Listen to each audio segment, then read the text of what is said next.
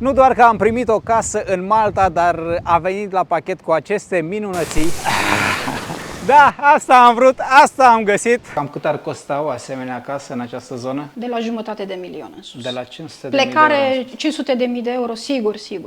Vă dați seama cât de puternici sunt curenții acolo jos. Dai seama că ai ajuns într-o țară civilizată când lași mașina așa pe stradă. Deschisă, descuiată, cheile în contact. Bine ați venit în Malta! Când trebuie să schimb butelia de gaz, pun afară butelia cu banii necesari de schimbat, care e 15 euro, îi pun într-un plic cu scoci, o las acolo, ei iau butelia goală și îmi lasă butelia plină.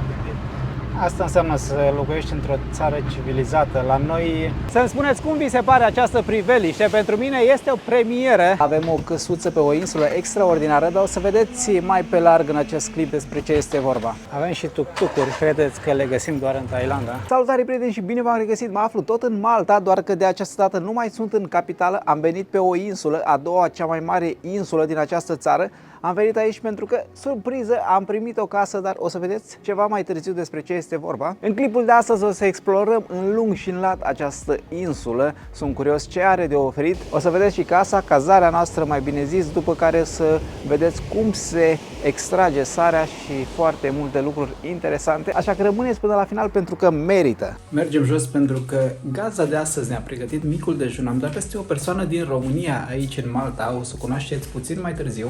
Ia priviți cum arată micul dejun. Roșii uscate la soare, măsline locale, iaurt, fructe, rodi, e tipul rodilor, acum se coc. Și aici ce avem? O Este prăjitură? tot de piersici, banana bread, suc de fructe, mix, cereale. E asta faceți în fiecare dimineață? Da. Bine, variez anumite lucruri. În dimineața asta sunt ochiuri, poate mâine dimineață fac altceva. Le schimb când, spre exemplu, 2 zile, 2 dimineți. Bine, pentru că totul îl pot pune în frigider, se conservă, se păstrează bine. Însă, dacă o persoană stă 7 zile, 10 zile, te plictisești să vezi același lucru în fiecare dimineață. Da. Schimb, fac altceva și nu e o problemă. N-am ceva... Cât timp aveți de când ați plecat din România? Din România, din 2000. Din 2000. 23 de ani. În iunie au fost 23 de ani, da. Și sunt aici din 2019. Exclus timpul COVID-ului, însă din 2012. Haideți că astăzi ne răsfățăm, luăm micul dejun la piscină. Suntem aproape de mare, doar că o să vă arăt priveliștea de sus. Vom urca pe terasă, de acolo se vede mai bine. Așa arată căsuțele în această zonă. Vom termina micul dejun, după care ieșim la explorat, o să explorăm împrejurimile, pentru că așa la prima vedere arată foarte, foarte frumos. Aici este intrarea, bed and breakfast. Dacă vreți să veniți, merită. Haideți să vă prezint și gazda noastră de astăzi. Pe lângă asta o să ne prezinte și împrejurimile. Ea este Veronica. Bine v-am găsit! Ce vedem astăzi? Astăzi vom face jumătate din turul insulei. Vom merge în următorul sat, care se numește Marsalforn. Vom vizita saline, vom vizita câteva grote din înălțime, nu vom coborî în apă. După care vom vedea un fiord și cred că vom ajunge și la o bazilică în mijlocul câmpului. Ok. De fapt, unde ne aflăm? Pentru că nu le-am spus încă unde... Ne aflăm în Gozo, care este insula soră mai mică a Maltei, la nord, în arhipelagul maltez. Suntem în localitatea care se numește Shara, e un sătuc de 3000 de persoane. Ambientul Gozului este un ambient rural. După cum vedeți, toate bisericile au 2 ceasuri. Unul arată ora exactă, unul arată o altă oră. Legenda spune că ora exactă și ora cea neexactă e făcută în așa fel încât să ducă în eroare dracul, diavolul, să nu găsească credincioși în biserică, să nu-i poată lua pe toți în timp ce se roagă. Anul acesta s-au împlinit 50 de ani de când se sărbătorește în 8 septembrie încoronarea Maicii Domnului, nașterea și încoronarea Maicii Domnului. Sunt foarte religioși, foarte credincioși, sărbătoresc în foarte multe feluri Fecioara Maria. Aici se sărbătorește încoronarea Fecioarei, este și imaginea pe laterală. 50 sena înseamnă 50 de ani de la încoronarea Fecioarei Maria. Arată foarte frumos. Încă bat clopotele, nu au înregistrare ca în alte biserici. Din câte se aude, oamenii au scos mașinile de la naftalină, dacă pot să spun așa. O competiție cu mașini de epocă. Am dat întâmplător peste acest loc.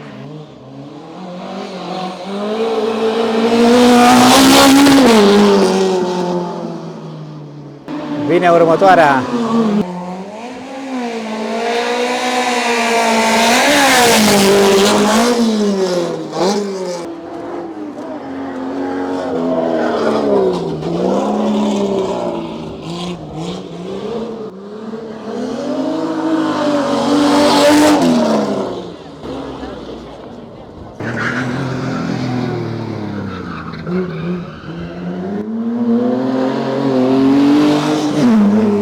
Foarte frumos, doar că nu avem prea mult timp la dispoziție, așa că ne continuăm traseul. Aici influența britanică e foarte prezentă.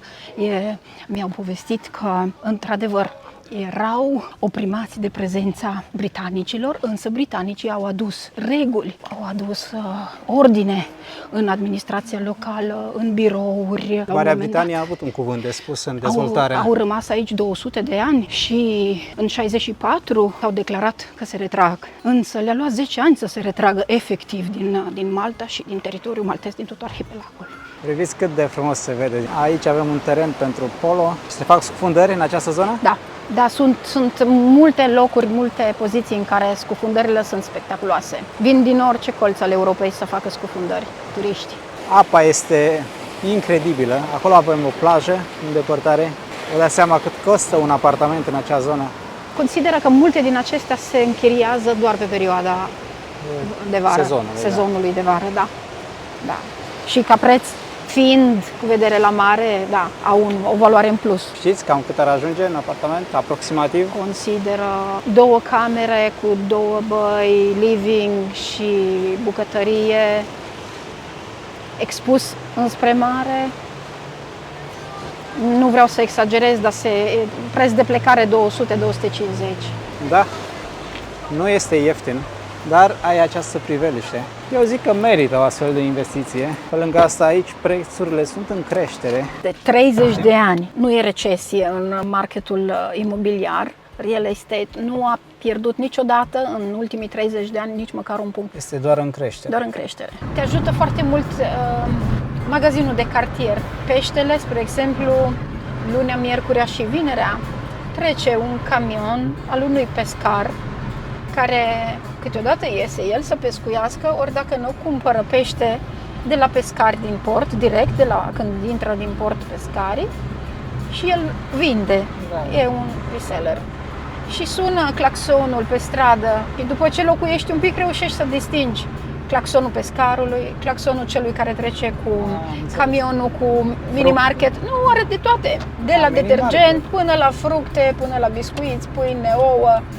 Chiar dacă este un mini-market în zonă, trece și cel cu camionul. Trece pescarul, lunea și joia trece camionul cu buteliile de gaz. Fiecare are un claxon diferit și după ce locuiești îți dai seama cine trece. Sau, spre exemplu, eu când trebuie să schimb butelia de gaz, pun afară butelia cu banii necesari de schimbat, care e 15 euro, îi pun într-un plic cu scoci, o las acolo, iau butelia goală și îmi lasă butelia plină. Asta înseamnă să locuiești într-o țară civilizată. La noi ți-ar fi luat banii și răsturna butelia? Nu mi s-a întâmplat niciodată. Sau cine își cumpără apă cu bidoanele la mari de 20 de litri, odată la marți sau miercuri, odată pe săptămână trece furnizorul, retrage bidoanele mari, goale, și le lasă pe cele pline. Și pentru ăla lași banii cu bidonul și îți lasă bidonul plin în fața casei. După aia tu când ești acasă treci și ți le pui în casă. Nu funcționează. Eu n-am avut niciodată surprize neplăcute. Când, spre exemplu,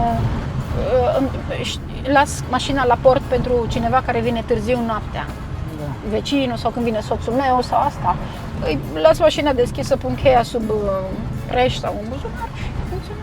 Pentru că e o mașină care, vai de neamul ei, cine ți-o ia? Pentru ce să ți-o ia? Aici toți avem mașini. Da, dar am văzut și mașini scumpe deschise și... Criminalitatea e aproape de zero. Pentru aceste infracțiuni sunt pedepse minore? Pedepse rapide. Rapide. Da. Închisoare. Nu te întreabă dacă vrei să vii sau nu. Se mai aude din când în când, eu furat asta, eu furat ailaltă, dar o zi după, pentru că au un sistem care vor să transmită că există control, înțelegi? Și după 2-3 zile iese un comunicat de presă în care zice poliția gozitană sau poliția malteză. La Malta e diferit, nu știu care e situația la Malta, știu că sunt mai mulți delinvenți, e mai multă criminalitate și din cea minoră, nu? Însă aici vor să mențină aparența de loc sigur, în care să nu-ți fie frică să ieși noaptea la 2, să te întorci de la restaurant din centru pe jos până acasă la noi. Nu sunt probleme. Priviți și voi pe unde am ajuns. Da, de-a dreptul spectaculos. Priviți cum se vede apa, cum se văd valurile care lovesc aceste stânci. Ce alb, minunat. Singura problemă este vântul, pentru că bate cu o viteză de 44 de km la oră, conform previziunilor meteorologice. Să-mi spuneți cum vi se pare această priveliște. Pentru mine este o premieră. Super, mulțumim gazdei noastre pentru asta, pentru că fără ajutorul ei nu am fi ajuns aici, nu am fi ajuns în aceste zone. Cel puțin nu acum. Avem turiști în această zonă, pentru că, credeți sau nu, credeți sau nu, vin foarte mulți turiști pe această insulă, nu doar în Valeta, în insula principală, în Malta, cum spun localnicii. Priviți cum se vede, extraordinar. Am făcut foarte bine că am continuat traseul. Inițial am vrut să mă întorc, am crezut că ceea ce am găsit mai devreme este tot, dar nu. Adevărata frumusețe este aici, în spate. Sper să nu cadă în apă. Extraordinar! Repet, dar asta este realitatea. Ia priviți sarea. Aici bate mult mai puțin vântul. Nu doar că am primit o casă în Malta, dar a venit la pachet cu aceste minunății. Sunt salinele care le-au scos din folosință, nu le folosesc în momentul de față, nu le umplu cu apă, apa care e doar un rezidu în urma valurilor, cum am văzut astăzi, venite din mare, și umiditatea care se creează. O groapă săpată în stâncă, descărcau sarea direct de pe roci în nave. Navele se plasau sau platformele navelor se plasau sub o groapă, ca acolo, și descărcau direct pe navă. O vedem mai încolo, lângă saline. Am înțeles. Se poate vedea cum se evaporă. Da. Și cum rămâne sarea. Rămâne sarea, da. Rămâne sarea. Tocmai după care mai devreme. Era greblată. Sare. Da? Pare zăpadă, pare gheață, sare. Însă e sare. Sare marină. Vezi canalele de umplere de la un bazin la altul, cu principiul vaselor comunicante. Da. Aici încărcau navele cu sare. Da. Avem și câteva meduzele maro.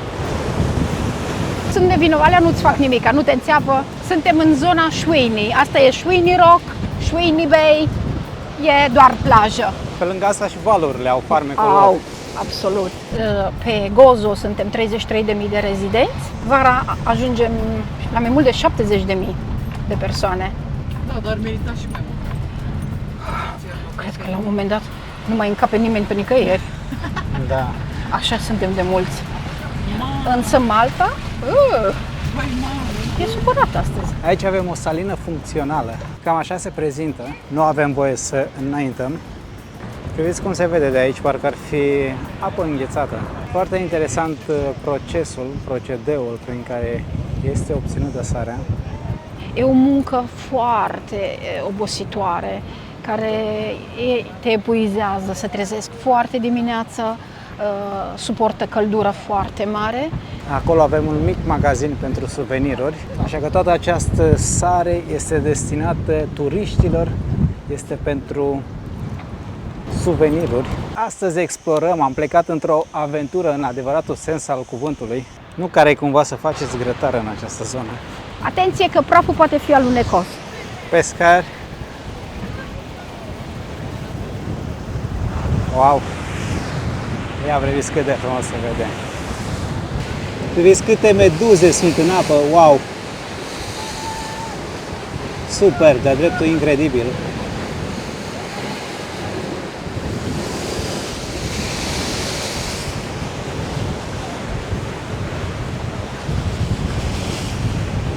Nu pot să cred că acolo avem trepte. Cineva coboară. Extraordinar. Sper să nu vină un val chiar acum, adică să vină, vreau să-l prind pe camere, dar să nu vină spre mine. Ați înțeles voi la ce mă refer? Ia priviți ce e aici.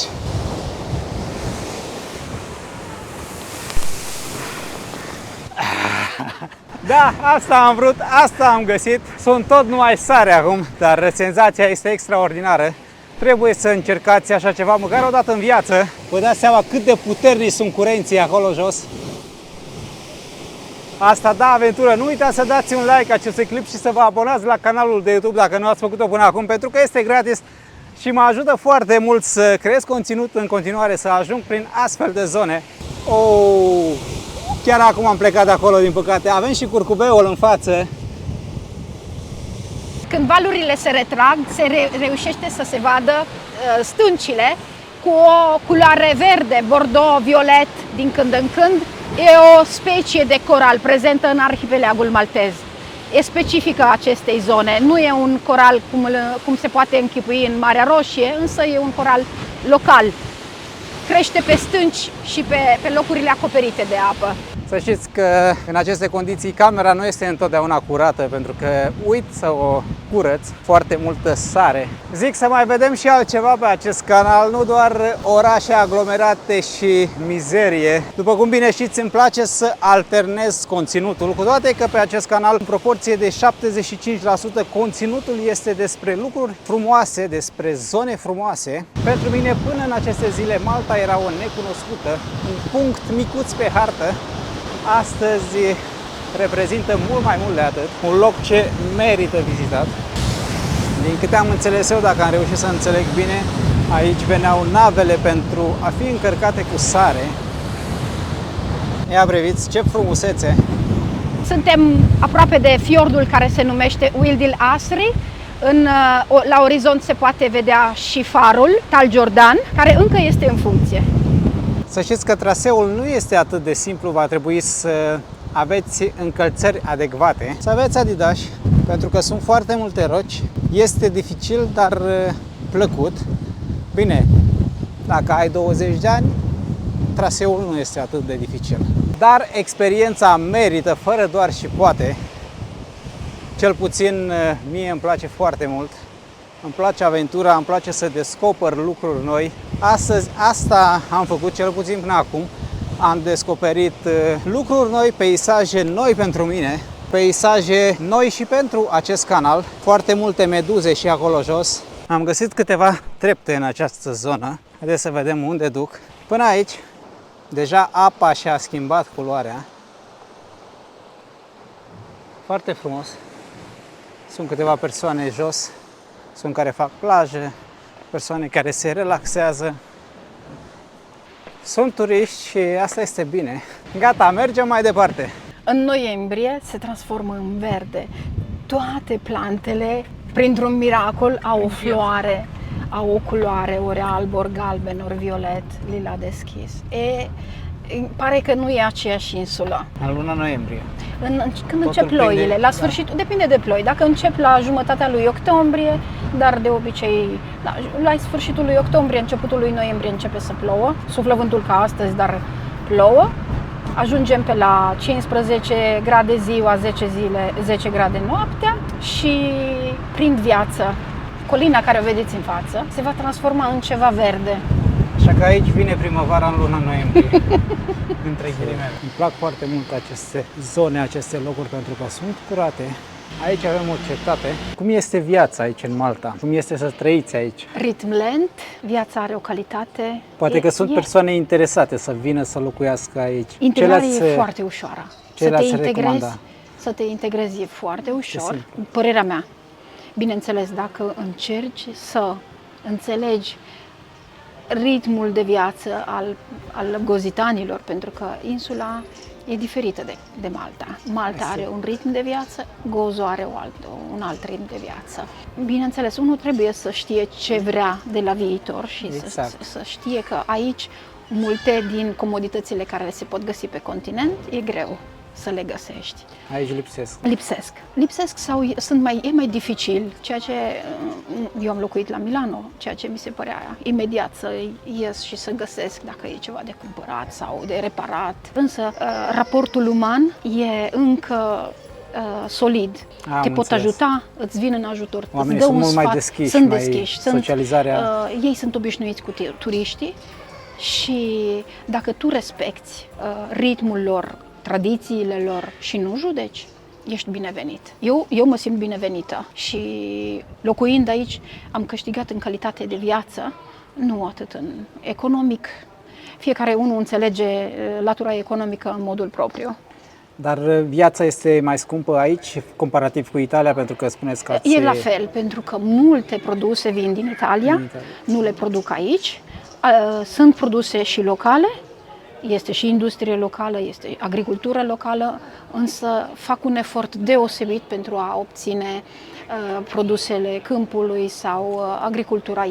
E un domeniu foarte greu de desfășurat, pentru că ori irigi, ori uzi ca să crească, ori apa care e, cum v-am zis în alte momente, este desărată din mare. Am înțeles. Da. Cred că avem și o nuntă. Da. Ai văzut podoabele în catedrală? Da. Sunt pentru ceremonie. Oamenii se pregătesc. După costumație par din India.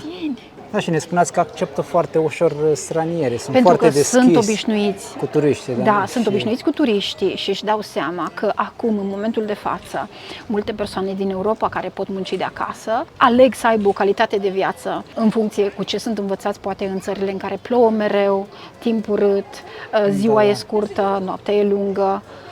Și vin și își desfășoară activitatea, business-ul sau ce au ei ca muncă de jobul lor și îl desfășoară de acasă. Aici plătesc chirie, se integrează, în același timp plătești taxe, participi la dezvoltarea comunității. Exact. Și acceptă această idee. După cât am perceput eu, este acceptată.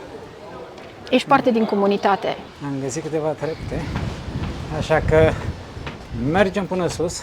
Bate vântul foarte tare. Din păcate avem soarele în față și imaginea nu o să fie clară, dar priveliștea merită. Aici avem foarte multe case. În partea această zonă este mai aridă, mult mai aridă.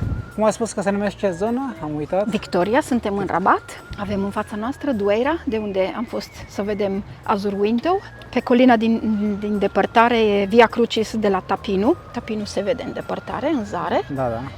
Noi am trecut pe lângă far, pe lângă Tal Jordan, venind de la Marsalford, din dreapta noastră de la Saline.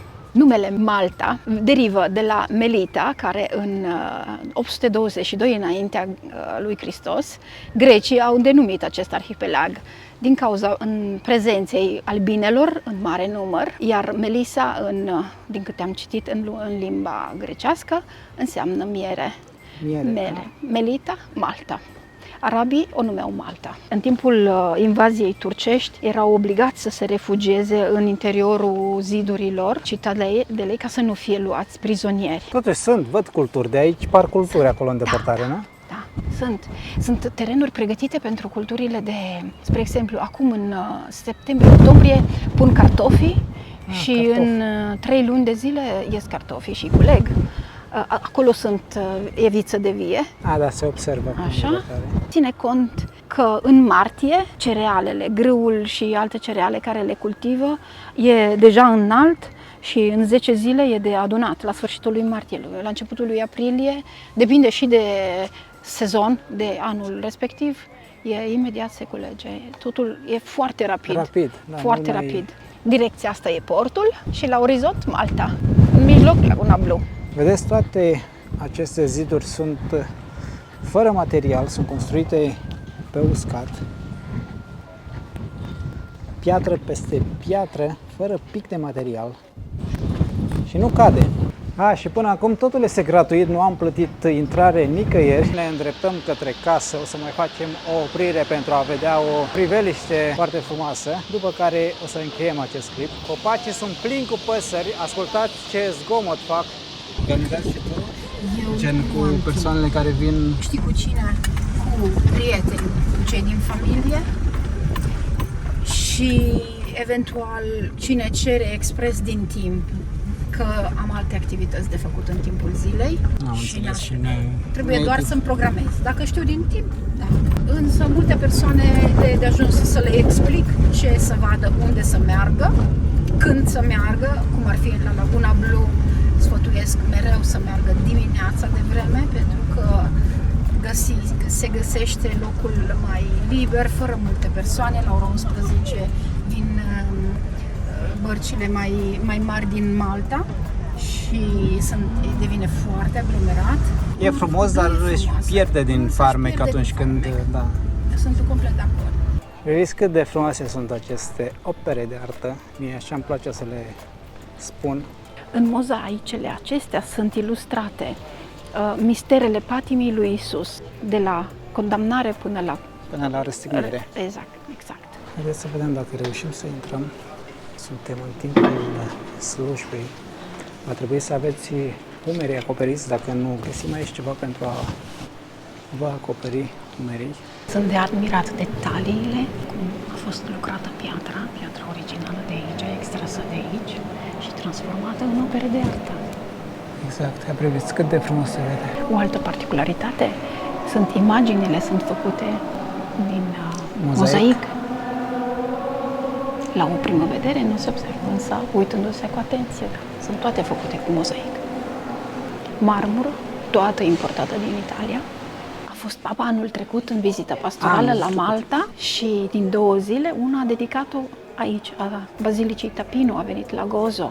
După ce la Malta a făcut-o în prima zi slujba pastorală, a venit și aici în vizită pastorală. Și văzusem că a fost și Papa Paul al II-lea. Da, toți papii, se povestește și e dovedit că toți papii când vizitează Malta vin și la Gozo, dedică o zi să vină și la Gozo să facă slujba pastorală. Acea clădire care se vede acolo pe colină, cum și cea de acolo de sus de pe stâncă, nu sunt altceva decât mici adăposturi în care vânătorii se postează dimineața de vreme, la 4, la 5, 3 jumate, 4, 5, să vâneze.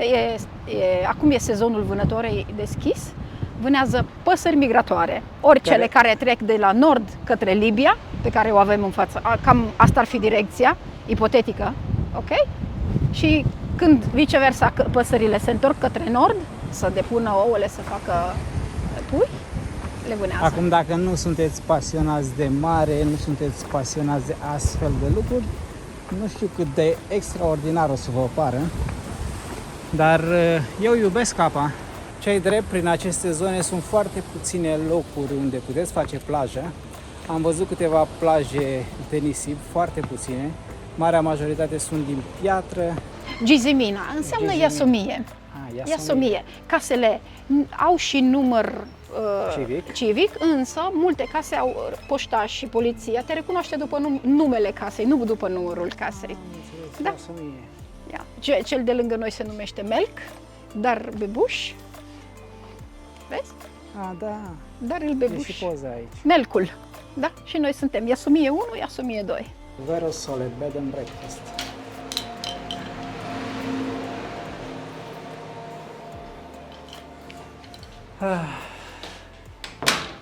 După o zi plină. A fost o zi, parcă suntem în mișcare de ore întregi, de zile întregi. Păi nu avem doar ore întregi. Da, suntem de 6 ore jumate, suntem în mișcare continuă. După o zi plină ne relaxăm la piscină, ca să fac și rimă. Cam așa arată camera noastră pentru următoarele zile. Avem un pat foarte mare. Priviți cum sunt pereții. Cât de mult îmi place această piatră. Avem și aer condiționat. Totul foarte curat. Avem chiar și un ventilator. Sticlă cu apă. Haideți să vă arăt și terasa. Cam asta este priveliștea noastră. Din câte am înțeles, atunci când este senin, se vede Sicilia de aici. Avem și o piscină. Vedeți cât de frumos. Avem lemn pe sus. Aici avem baia. Foarte curat.